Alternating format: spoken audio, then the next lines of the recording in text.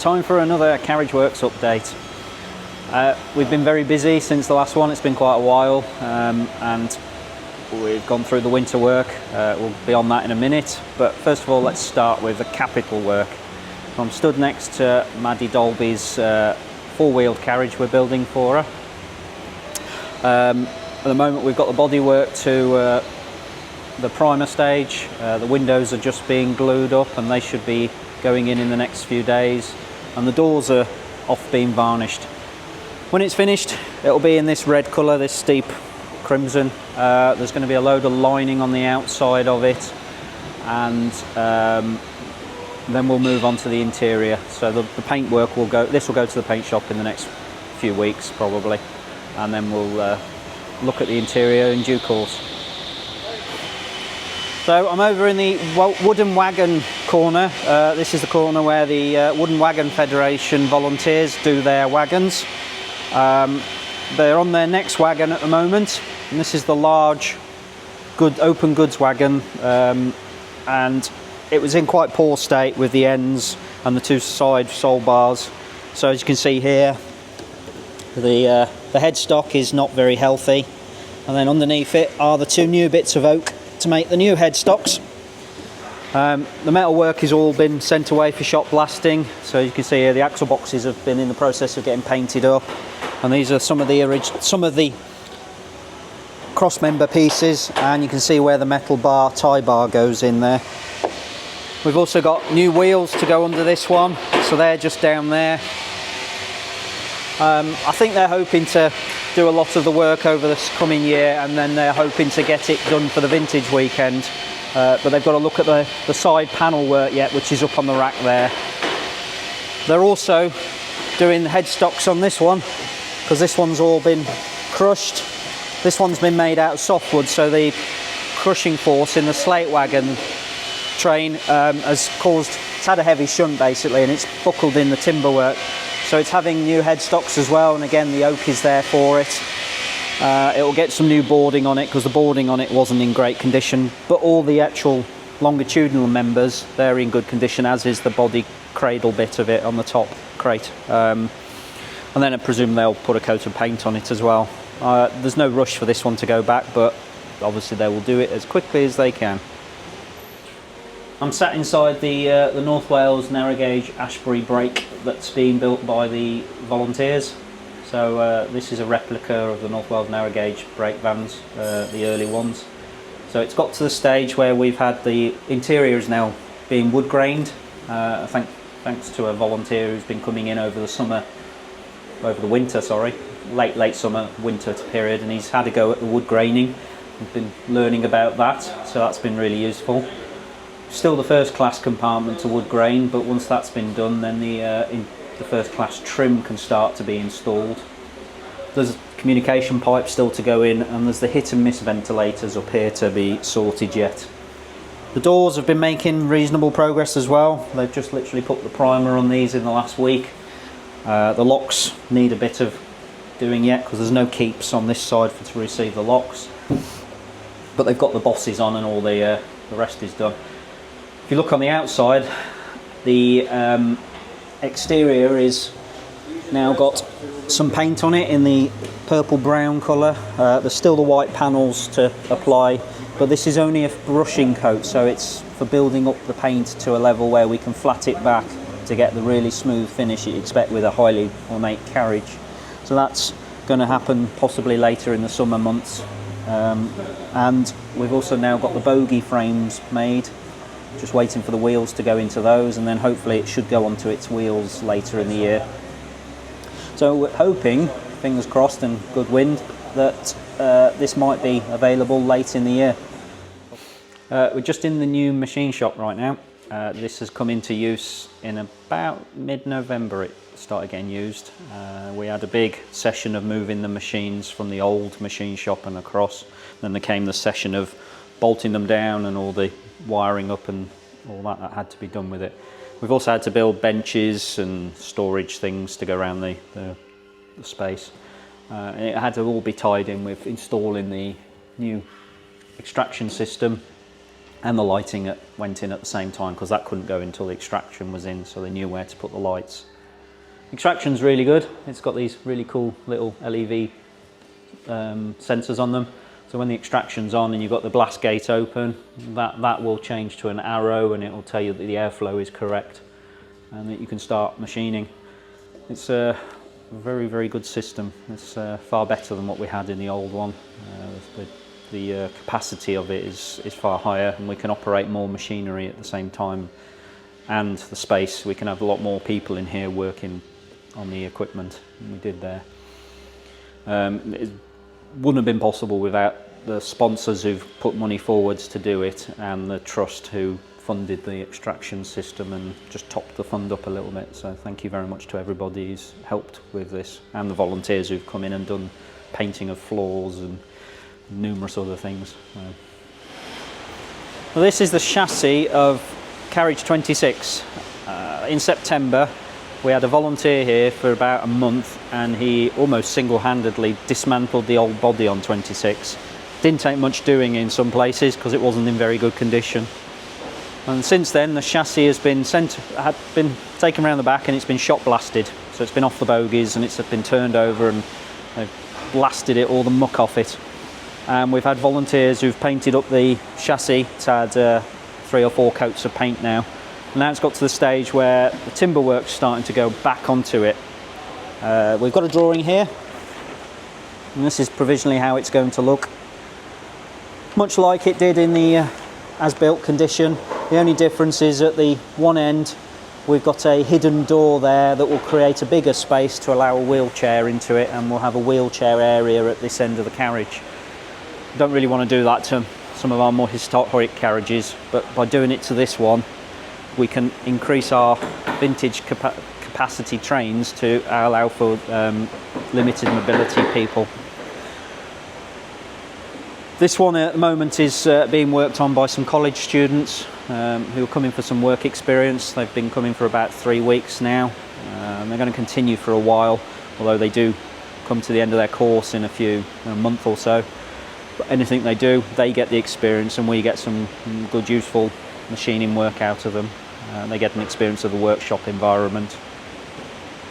We're going to make, because it's semi-open, this is actually going to be a semi-open carriage. We're going to have roll-down plastic screens inside for when the weather is inevitably in the poor condition like you get around here, and it'll allow the carriage to be still useful. But the sponsor would really like it in the semi-open condition. So that's what we're planning to do. At the start of March, Spooner's boat was raced across the Cobb against the longboats that are based in port, and they came third, I believe, because there was no wind. But beside the point. After that, the boat came in here. It's needing some TLC, so it's going to be a volunteer project over the summer to lift it off the wheels, get the wheels cleaned up, because they've got some rust all coming through, and some of the stick-on rivets are coming adrift. It also needs some paint work doing, so we're going to give it a complete repaint and freshen it up. And you can see where the water's been getting into the varnished areas here, so it needs some good sanding back.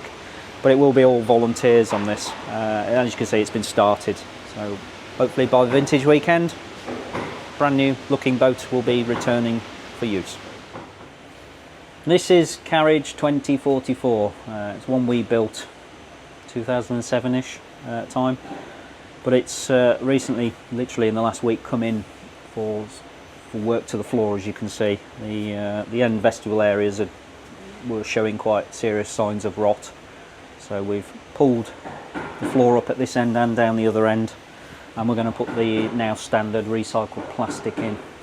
That hasn't shown any problems at all, and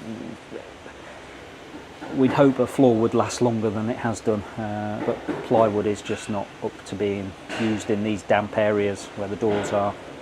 There's another issue with this carriage in that the gutters have failed. So the sealant we were using at the time of these carriages, and a couple of others after it, has started failing. So what's happened is the sealant has failed along the top edge of the gutter, and water's then gone down behind the gutter back up behind the canvas and is now rotting the plywood skin on the roof of the carriage. So we've also got to take the gutters off and deal with that issue before this can go back into service. That should all be done though by the end of April, and it should be out earning money by then. Right, this is Carriage 12, was van number 5, then back to 12, it's complicated. It's a Gloucester's built large brake van in the old company days. It has the original end to it here. It's got moved from the about there across to get rid of the balcony. Became a buffet car in the early preservation days, and it's had a very interesting history. It's been extended. It's got a steel frame inserted underneath it. And it's had loads of softwood added into it in the 90s, I think it was, and then we've rebuilt it again in the early 2000s. This time it's come in because we've got a lot of rot down here in part of the original ducket. While we've had all the panel work off here, we've modified it to bring it back closer to resemble the late 50s condition, so the mouldings have been removed from here. We've also had to modify the secret door that was put in 2007 because it opened inwards, as does the other one, the other side. But this one, it's got the setter in the way here, so the door can't open quite enough to allow wheelchairs through. So now it opens outwards, you've got more of a swing and the grab handle won't be in the way. So it's just in the mid stage of being painted at the moment. So there's a load of touch-ups and things to do, and the transfers are just being put onto it now. We've got to just finish modifying this door because again it's being brought back in line with what it was in the 50s. For some reason in 2007-ish the green got extended up to here and it doesn't look quite right, so that's being sorted out now, just to upset all the modelers out there. We're also at the moment looking at the drop lights. We're clearing out a load of buffet menus and all sorts out the bottoms of the cavity where the drop light drops into, and we're also just adjusting the openings. And this will upset people, but the openings need to be closed up a little bit to bring them to more of a safe standard to what we need. And then there's just a clean up to do inside. It's a bit of a mess at the moment, but they're in the middle of doing it all.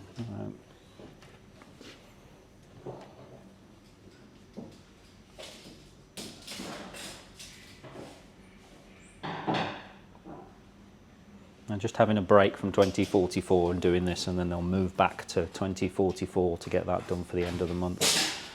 And that will see the last of the winter work through that we need to get done this year. You may remember that we've been building carriages for the Talgrynnu for the last couple of years. I'm stood next to number 26. This is the third and final of those carriages. We started it around about May last year, and it got as far as the paint shop in the autumn. We got it painted up to the red and the brown, and a load of other bits on it ready, but then it had to move out of the paint shop to allow Glassland to come in. So it's been sidelined for the last probably month and a half or so, with almost nobody working on it, barring volunteers. But it's now, in the last week, come back in here. As you can see, the lining has now been started and the transfers are going on. It's been flatted back ready. We've got just a few touch-ups to do around the edges of the panels where the tape's bled slightly and it's pulled the paint ever so slightly. But there's a blue line to go on here to go round. The green has been started, but there's a lot of that to do, so it'll be in the next 4 or 5 days worth of work to get all that done, and then we'll varnish it. Then externally it's very, very close to actually being finished. Internally we've just got a couple of things to do to the seat inside. There's some seat battens to put in, there's a couple of seat backs to put back on. There's some varnish touching up to do and the floor to paint, and then we've just got to sort the locks out, make sure they operate correctly. So I think within about 4 weeks this will be complete to the stage where it's ready to be craned up and put onto its wheels and put onto the lorry and sent down to Towyn. And then we're finished with that one, move on to the next. So we've just come across to the erecting shop for a moment, and they've just started the work to build Carriage 2050 for the Welsh Highland Society. They're paying for it. We've got the timber in the new machine shop. That's all been here for a while now, but they've just started the chassis. You can see Sam's busy working things out to weld up together. There's a pile of parts down here, some of the cross members and things. Not much to see at this very early stage, but it should come on fairly rapidly in the next few weeks, and hopefully within a month to 6 weeks it'll be ready to come in the carriage works. And then we hope this time next year it should be a finished carriage and earning money. We're now inside Glaslyn. This has been the big job this winter, really big job. It came out of traffic at the end of October. It came into the carriage works. The first thing we did was remove the seats so they could be sent away for reupholstery. We haven't quite got them all back yet, so hopefully they should arrive tomorrow, fingers crossed, and then obviously it will go onto the train ready for the day after. This carriage was meant to be just a simple, we'll move the partition. Now this partition down the end here was here, where I'm stood, and it's gone back a seating bay to put in 4 more Pullman seats and reduce the size of the observation end, because when you sat at this end of the observation end you'd almost need binoculars to see down and make use of the obs facility of it. So it was felt that it'd be better to put more Pullman seats in and be able to have a good proper table and make it more suitable for the cream teas. That was nice and simple. But it then involved, of course, moving all the lights. The lightings had to be moved to adjust it, which meant that all this ceiling covering had to come off. We've had to rebuild the section around the partition there, and we're very grateful to a volunteer who came and did the papering. That was very much appreciated. So that was very useful. But then we found that these windows were leaking because they have a mitre joint basically in the 4 corners. Obviously makes sense, but in the windows that were in it before, they'd been butt jointed and they'd had like a tiger seal sealant into it. This had failed and it was a very useless sealant, so we've put windows into this that are now the same as Bodysgathlin has, and they have a welded joint down the bottom here so water can't get in, and they have this large flange here now to prevent water coming in from the runners underneath. We're very hopeful that these will be successful. If not, we've got Bodysgathlin and this that have got them now. But this is now the 3rd set of windows this carriage has had, but it wasn't part of the plan. So these windows only actually arrived in late January. So it's been all hands to get it to this stage to get it finished. And yeah, we've done things like adding extra beads in. We've had to make extra panels, and obviously we've had to make extra tables for it. But that wasn't the worst of the problems we had. Rotten floor, of course. There was a rotten floor around here where the window had been leaking. The vestibule area, again, like 2044, we found rot in that, and we had to take that floor out. And very surprisingly, we found the very end of the obs was rotten. There was a capillary action because the moulding on the outside butts down onto the chassis rather than actually overlapping it to create a drip. The sealant had failed along that metal wood interface. The metal had basically rusted, and it allowed water to seep in, and then a capillary action along the end of the ply, and it had rotted it. We had to cut the panel out in that bottom section. We've had to cut the floor away as well and add in new plastic there, so that won't happen again. We'll still get the potential of water seeping under there, but it shouldn't affect the floor in the future. We've also put sound deadening on the floor, like we have done with 2 of the other carriages and Bodysgathlin. It's now got a rubber matting and a foam backed base to it, so it's about another 3/8 of an inch on the floor, which helps dull the noise from the rail and the banging and things from the bogies underneath. It's been quite successful in the other obs carriages that we've used it in. We also have had to take the 3 curved windows out. Unfortunately, there was a bit of an error when they were installed, and the bottom rebate that the glass sits against wasn't deep enough, so by the time it was packed up onto rubber blocks to cushion the glass, it's only had a tiny amount of sealant actually performing its job, and the glass had been pushed in quite tight, and that had basically just not no giving it, so the sealant had cracked along the wood and water's been getting in, so it had caused quite a lot of mould and mildew around that area. So we've had to remove those windows, which was a big job in itself, cut down the sill so it's got more of a rebate so we can drop the glass down, and then we've packed the glass. Having done it a number of times now, with this being the prototype, we now know how to install these units. We've packed the glass out with thicker rubber blocks and a decent amount of cushioning with a rubber sealant around it, so it's got far more ability to cope with the movement of the vehicle as it's running up the railway. But as you can see, it's there. We've just got, as I said, the seats are the only thing remaining to come in. It's unfortunately it's taken a lot of time, a lot of staff time.